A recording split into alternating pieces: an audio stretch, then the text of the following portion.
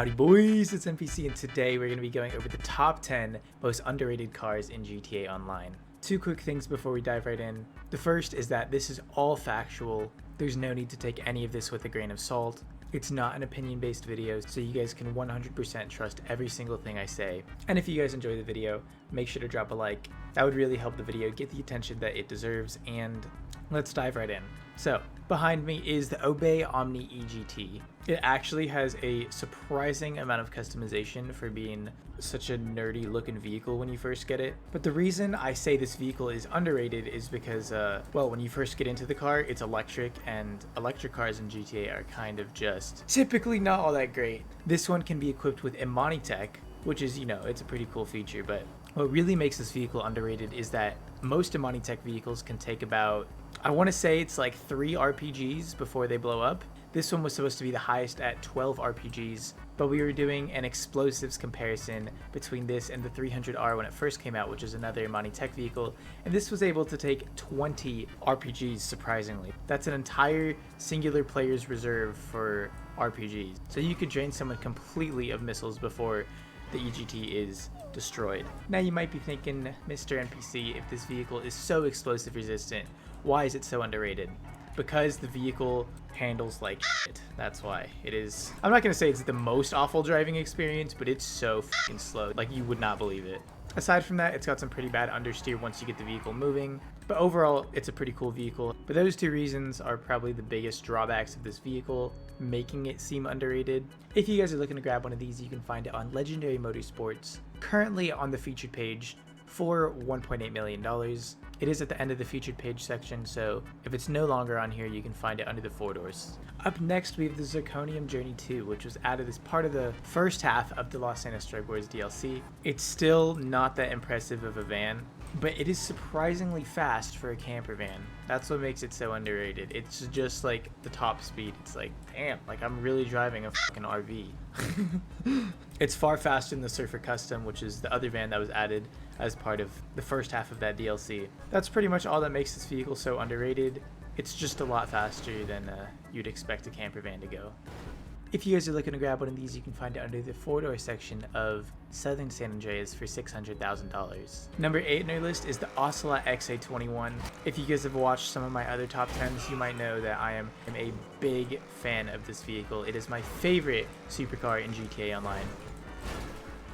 I just think that there's so many different benefits to this vehicle that make it really cool that no one talks about for some reason. The first of which is that it's just a really sexy vehicle. It's got a beautiful build, very inoffensive design. Next up, it's got an active spoiler, which is a really cool mechanic that not every vehicle has. Third is that it is, in my opinion, tied as the best sounding car with the Sterling GT. They pretty much have the same sound, maybe a teeny tiny bit of variation, but it is just a beautiful sounding car.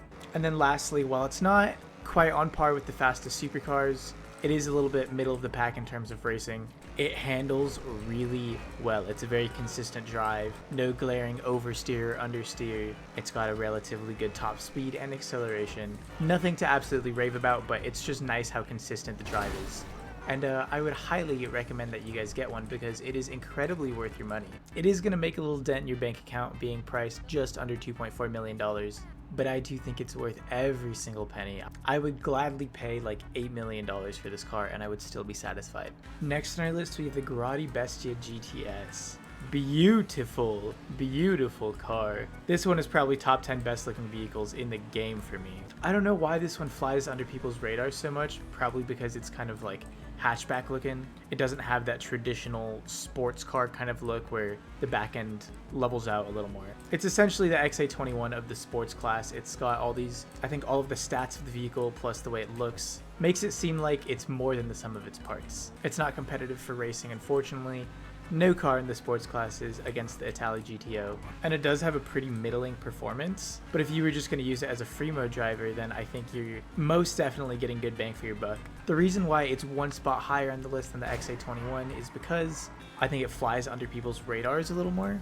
Like the XA21, you don't really hear people talking about it, but it's a good looking supercar and people will just be driving it in free mode sometimes. And you'll see it around occasionally, which is always nice. The Bestia, you literally never see. So hopefully this video will bring it some more attention and we can see more of these out on the road, because it is a stellar vehicle. If you guys are looking to grab one of these, you can find it on Legendary for $610,000. Super worth your money. Really cheap in today's economy. Up next, we have the Previan, which I am personally a huge fan of. This is probably my favorite tuner car. I think it looks amazing, it handles amazing, and I think is really underrated because it's not one of the more famous replicas in the game compared to, you know, the RX-7 and the Supra. I think the Previan falls short a little bit, which is a shame because it is a fantastic vehicle.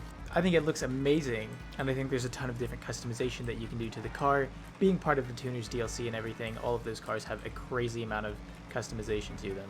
But the part that makes this vehicle the most underrated is its performance. I would probably place it a tier below the top performers in the Tuners cars group. Like, the vehicles that you can use for Tuners races, I would say are just a step faster than this one. But the Previan can definitely hold its own against stuff like the Vector, the Calico, the Cypher. Those vehicles are all incredibly fast. But it's got really good handling. The back end steps out like a teeny tiny bit, but it's really the most minute thing in the world. Like, you will barely even notice it. But I'm happy to present this one to you guys because it's a little less of a visual thing this time, even though it looks fantastic, and more of a performance thing that makes it underrated more than anything else. If you guys are looking to grab one of these, you can find it under the two-door section of Southern San Andreas for $1.5 million if you don't have the trade price unlocked, or for $1.1 million if you do. Either way, I think this car is incredibly worth your money, and I'd highly recommend copying one. Up next on our list, we have the Canis Seminal. Some of you guys might be wondering why this vehicle is so low on the list, even though it's at number 5. Well, that's because there are certain YouTubers that spill a lot of lies about this vehicle. They say it can take, you know, 300 rockets, it can fly, it can swim underwater, stuff like that. Well, I'm here to tell you that that guy is completely delusional. The Canis Seminal is a strong vehicle, yes. While the Canis Seminal is capable of all of those things, that YouTuber is delusional because he thinks this is the #1 vehicle in all of GTA Online. And I think as word of that is spreading around, it makes this vehicle a little less underrated. The best part about this vehicle is that even though it's got all of those crazy features, it's not unique to just the Canis Seminal, as the Declassi Acia is capable of that and a little bit more. However, what the Seminal has over the Acia is that it's got crazy off-road performance. That's something that the Acia cannot do, unfortunately. As you can clearly see, we are demolishing this hill right now, and not a lot of people know about its off-road capabilities, so sometimes what you need is a vehicle with slightly less power to its wheels than, let's say, like a supercar, because that would cause too much wheel spin in order to climb a hill, and that's where this thing comes in handy. Not a lot of people know the Canis Seminal for just, you know, being able to drive uphill and off-road and stuff like that, so that's why it makes this list. Next on our list, we have the Pfister Comet, which is your standard Porsche that you can find off the street. I'm sure most people who are watching this video play GTA, and you guys are all aware of the Comet's existence because it's not new, that's for sure. But despite it being so old, its performance is pretty underrated. It's got a faster top speed and acceleration than the Night Shark, for example, which is a more modern and militarized vehicle that's actually pretty quick. It's known for being like the mini Insurgent, but you're sacrificing a little bit of power for speed, and it's faster than that, which is kind of nuts because this car was released 2013, I want to say, with the start of the game. Correct me if I'm wrong, I wasn't playing then, but latest it was added in 2014. But despite that, the vehicle is pretty quick and still looks pretty nice as well. My only big issue with the vehicle is that the back end can get a little slippery sometimes, but it's for sure not the worst handling sports car that I've ever ridden in. If you guys are looking to grab one of these, you can find it for $100,000 on the two-door section of Legendary Motorsports, all the way at the bottom because it's just that old. Up next on our list is the Pegassi Tesseract, which is a supercar that a lot of people shit on because, one, I think it's kind of ugly,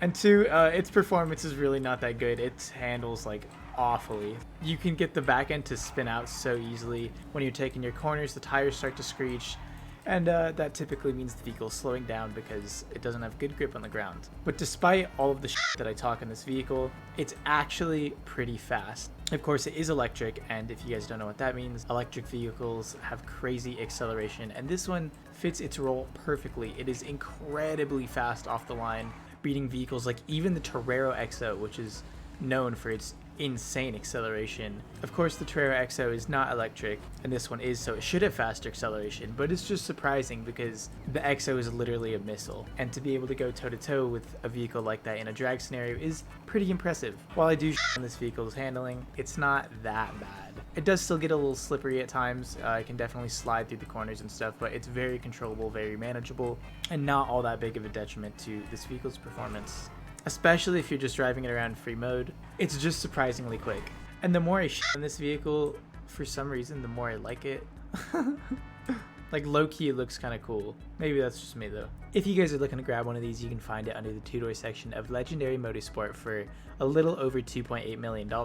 Pretty hefty price tag for a vehicle that, while is not as disappointing as some people might say, it's still pretty expensive and probably not worth this much money. But the design's definitely grown on me since its release, and it makes it so high on the list because people give this car so much shit, even though it probably doesn't deserve all of that. Up next we have the Calico GTR, another tuner vehicle in GTA Online similar to the Previan.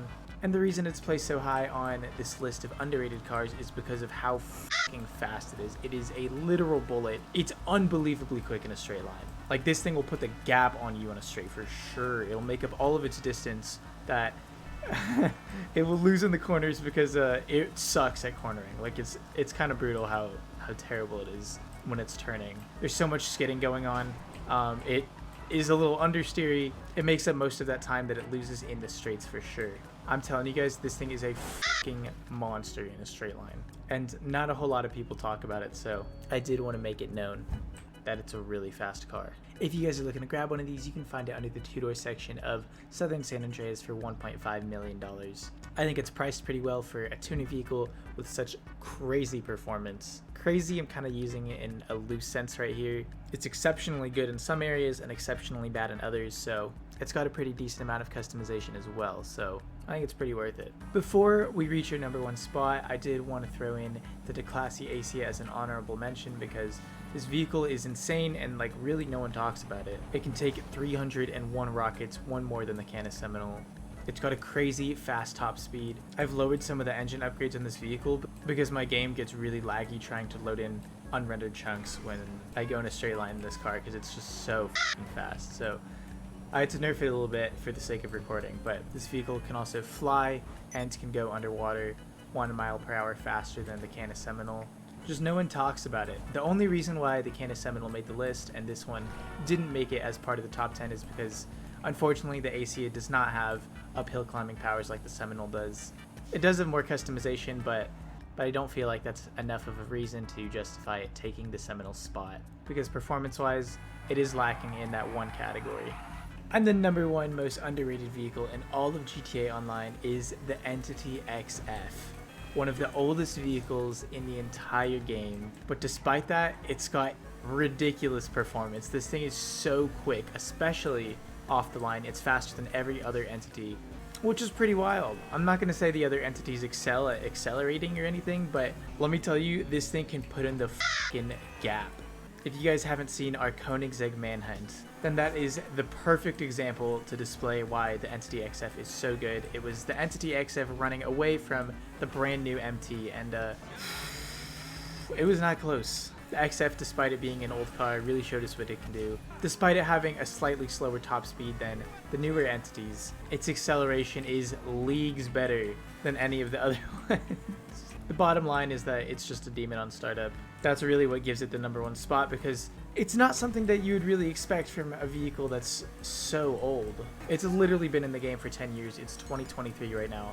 The game released in 2013. So I was just so taken aback when I got put in my place with the new Entity MT that I personally am a big fan of by such an old vehicle that I thought was going to shit the bed. If you guys are looking to grab one of these, you can find it under the two-door section of Legendary Motorsport for $800,000. That's going to wrap it up for the top 10 most underrated cars in GTA Online. Drop a like if you guys enjoyed the video, comment down below and let me know what you thought of my list, whether or not you agree or disagree, and let me know if you guys thought I missed anything, should have featured something else. Sub to the channel if y'all are new. There will be more videos like this coming out in the very near future, and that's about it. So take care, and I'll catch you boys in the next one. Peace!